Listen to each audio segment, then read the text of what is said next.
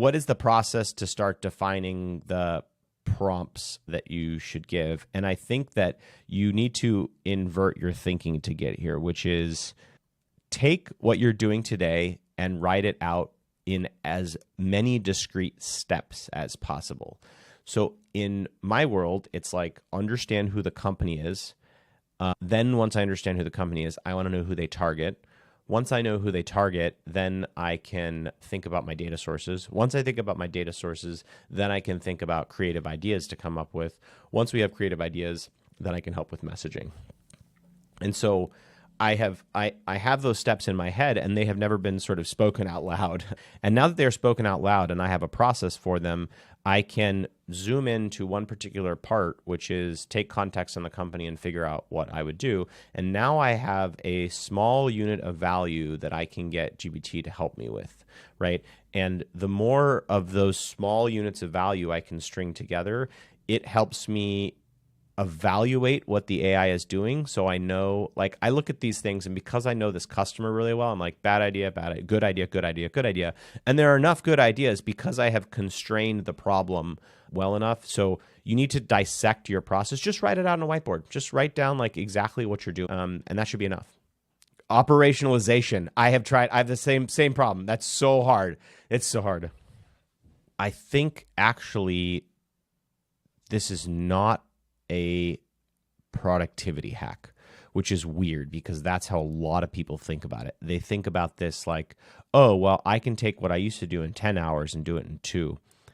Actually, the huge opportunity is what would you have done with 100 hours that now you can do in 1?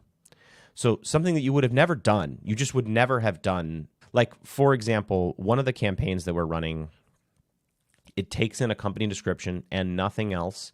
It identifies who their buyers are.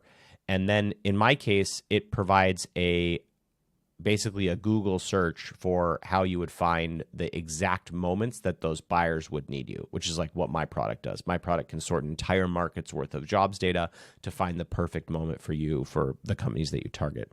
And so I basically created Google searches programmatically to thousands of companies that I could have done at probably 5 hours per company, right? But now I can send that because I have creative constraint. And to give you an example, there's a good friend of mine, David, that runs the marketing at Kentic, which is a network observability company.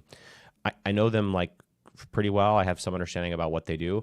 I did not write this sentence. I'm going to read you a sentence that I did not write that AI wrote, but this is what I would do if I had unlimited time to write a sales email.